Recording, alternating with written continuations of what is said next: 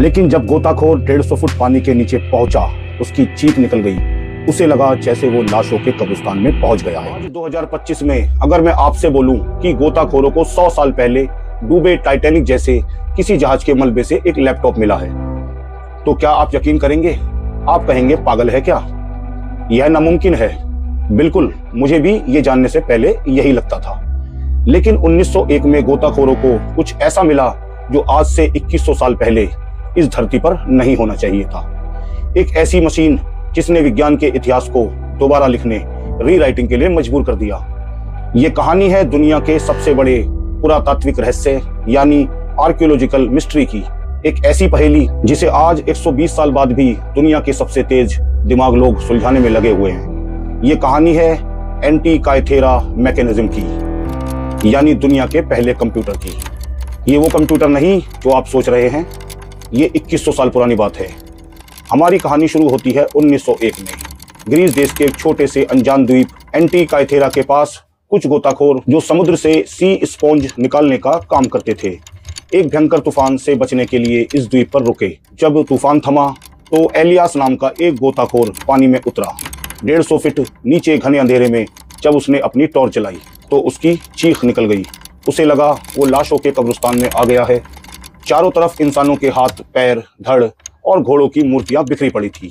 वो घबराकर ऊपर आया और कांपते हुए बोला, वहां नीचे शायद मरे हुए इंसानों का ढेर है। लेकिन जैसे ही गोताखोर अंदर गए, वो समझ गए ये लाशें नहीं बल्कि एक प्राचीन रोमन जहाज का मलबा था जो खजाने से लदा हुआ था। ये एक बहुत बड़ा जहाज था जो शायद यूनान से लूटा हुआ कीमती सामान लूट कर या खरीद कर ले जा रहा था। बाद में जब मलबे में मिले सिक्कों की जांच हुई तो पता चला कि ये जहाज 60 से 70 ईसा पूर्व के आसपास यानी आज से लगभग 2100 साल पहले डूबा था। अगले 2 सालों तक गोताखोरों ने अपनी जान पर खेलकर उस मलबे से खजाना निकाला। उन्हें मिली अद्भुत कांसे और संगमरमर की मूर्तियां, सोने के कीमती गहने, चांदी और कांसे के हजारों सिक्के, रंगीन कांच के बेशकीमती बर्तन और शराब और जैतून के तेल से भरे सुंदर मटके। पूरी दुनिया इस खजाने को देखकर दंग थी। लेकिन उन्हीं सारे खजानों के ढेर में कांसे का एक जंग लगा हुआ पत्थर जैसा बदसूरत टुकड़ा भी था। ये किसी जूते के डिब्बे जितना बड़ा रहा होगा। सबको लगा यह मूर्ति का कोई बेकार टूटा हुआ हिस्सा होगा। इस टुकड़े को एथेंस के म्यूजियम में बाकी सामान के साथ फेंक दिया गया और अगले 70 सालों तक इस पर किसी ने ध्यान नहीं दिया। यह टुकड़ा गुमनामी में पड़ा रहा और इसकी अनदेखी की कुछ वजहें थी। पहली वजह, 1901 के समय कोई ऐसी तकनीक विकसित नहीं हुई थी जो कि जंग लगी धातु के अंदर झांक सके। और सबसे बड़ी वजह, अविश्वसनीयता। किसी ने सपने में भी नहीं सोचा था कि 2000 साल पहले यूनानी लोग कोई ऐसी जटिल मशीन बना भी सकते हैं, यानी एक ऐसी चीज जो अपने समय से हजारों साल आगे की हो। और जैसे जैसे ये पानी से निकलने के बाद सूखने लगा, ये टूटने लगा। जो एक टुकड़ा था वो जल्द ही 3 बड़े टुकड़ों में और कुछ समय बाद 82 से अधिक छोटे छोटे टुकड़ों में बिखर गया। ये एक ऐसी 3D पहेली, जिगसा पजल बन गया जिसके कई हिस्से हमेशा के लिए खो चुके थे। ये सैंडविच की तरह बना था जिसमें गियर्स एक दूसरे के ऊपर रखे थे और 2100 साल के जंग ने सब कुछ एक दूसरे से चिपका दिया था। 69 सालों तक ये पड़ा रहा। फिर आया 1970। डेरेक डी सोला प्राइस नाम के एक इतिहासकार ने इसका साधारण एक्सरे किया। जो दिखा वो चौंकाने वाला था। उन्हें जंग के नीचे धुंधले गियर दिखे। उन्होंने दुनिया से कहा ये तो एक कंप्यूटर है, पर दुनिया ने उनका मजाक उड़ाया। समय बीतता गया। 124 साल बाद साल आया 2005। ये असली ब्रेक थ्रू था। वैज्ञानिकों ने इस बार एक बहुत ही हाई टेक मशीन का इस्तेमाल किया। नाम था high resolution 3D x ray tomography machine. यह हमारे मेडिकल सिटी स्कैन का ही एक बहुत ही ज़्यादा शक्तिशाली संस्करण है और जो जंग की परतों के नीचे दिखा उसने सबके होश उड़ा दिए। उस जंग की धातु के अंदर एक दूसरे से जुड़े हुए कम से कम 30 से 37 अलग अलग गियर यानी कि दांतेदार पहिए थे। ये एक मशीन थी जिसकी जटिलता और सटीकता यानी एक्यूरेसी उस युग के हिसाब से अविश्वसनीय थी। लेकिन रुकिए, असली राज तो अब सामने आने वाला था और ये राज मेरी ही तरह आपको भी अचंभित कर देगा। जैसे जैसे वैज्ञानिक उस 3D मॉडल को कंप्यूटर पर घुमाकर देखने लगे, उन्हें 4 ऐसी चीजें मिली जो 2100 साल पहले हो ही नहीं सकती थी। ये मशीन सिर्फ यह नहीं दिखाती थी कि चांद कहाँ है, यह चांद की बदलती हुई गति का भी हिसाब रखती थी। हम जानते हैं कि चांद का चक्कर गोल नहीं अंडाकार है।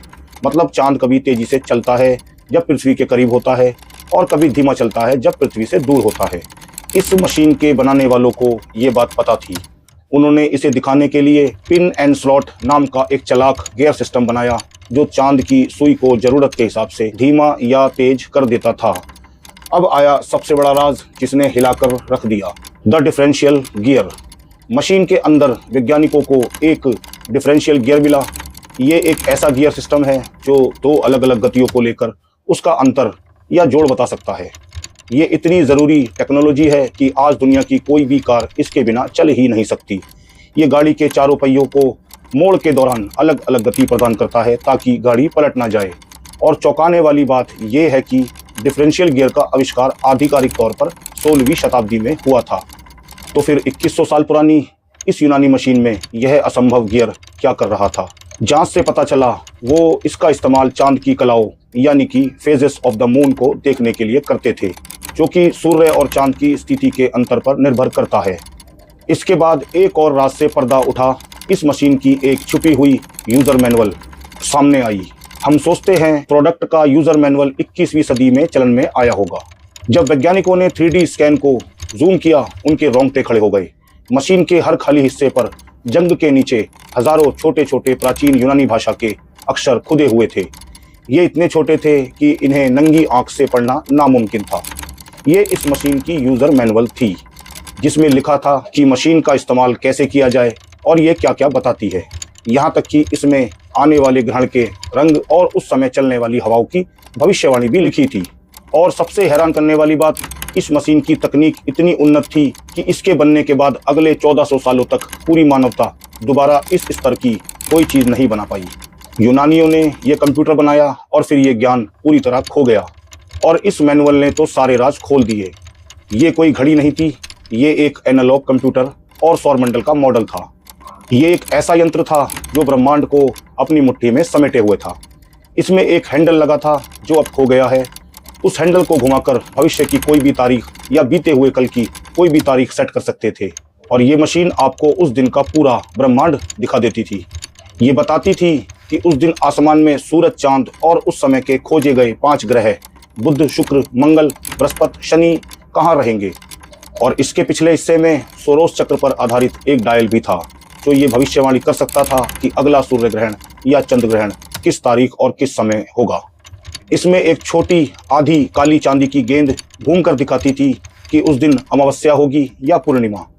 ये मशीन एक जटिल कैलेंडर भी थी जो 19 साल के मेटोनिक चक्र यानी 235 चंद्र दिनों का हिसाब भी रखती थी। और इतना ही नहीं, इसमें एक छोटा डायल ये भी दिखाता था कि प्राचीन यूनानी खेल जैसे ओलंपिक अगले किस वर्ष में आयोजित किए जाएंगे। तो वैज्ञानिकों ने इसे दोबारा बनाया। पर कैसे? वैज्ञानिकों ने इसे दोबारा बनाया, इसका री इंजीनियरिंग किया। लेकिन ये कहानी किसी जासूसी कहानी, डिटेक्टिव स्टोरी से कम नहीं है। उनके पास सिर्फ 82 टूटे फूटे टुकड़े थे। उन्हें ये जानना था कि ये सब एक साथ कैसे काम करते थे। सबसे बड़ा सुराग था गियर के दांतों की गिनती।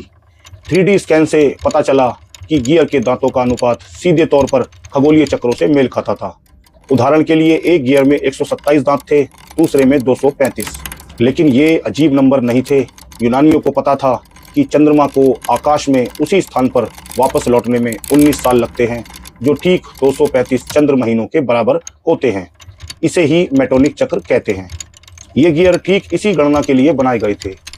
माइकल राइट, जो लंदन के साइंस म्यूजियम के क्यूरेटर थे, उन्होंने सबसे पहले इसका एक काम करने वाला भौतिक मॉडल यानी फिजिकल रेप्लिका बनाया। बाद में UCL टीम ने सारे एक्स्ट्रा डेटे और शिलालेखों को कंप्यूटर में डाला और 2021 में पहली बार इस मशीन का एक पूरा डिजिटल मॉडल तैयार किया गया। उन्होंने इसको रिवर्स इंजीनियरिंग किया। आखिरी और सबसे बड़ा सवाल, इसे बनाया किसने? इस पर किसी एक का नाम यानी सिग्नेचर नहीं लिखा है, लेकिन इतिहास में 2 ऐसे लोग हुए हैं जो अपने अपने समय के जीनियस थे। इसको बनाने को लेकर विचारकों के 2 सिद्धांत हैं। पहला सिद्धांत है आर्किमिडीज का स्कूल। आर्किमिडीज 287 से 212 ईसा पूर्व यूनान के सबसे महान आविष्कारक और गणितज्ञ रहे। प्राचीन लेखक सिसरो ने लिखा है कि आर्किमिडीज ने ऐसे ही यंत्र बनाए थे जो ब्रह्मांड का मॉडल दिखाते थे। इस मशीन की इंजीनियरिंग जैसे डिफरेंशियल गियर उनकी प्रतिभा से मेल खाती है। पर यहाँ एक समस्या है।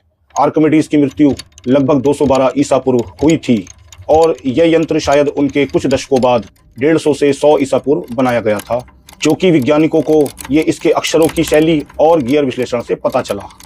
इसलिए यह संभावना ज़्यादा है कि इसे आर्किमिडीज ने खुद नहीं बनाया, बल्कि उनके स्कूल या उनके किसी स्टूडेंट ने उनके डिज़ाइन के आधार पर इसे बनाया होगा। दूसरा सिद्धांत है हिप्पार्कस और रोड्स, और ये सिद्धांत बहुत मजबूत है। ये कौन थे?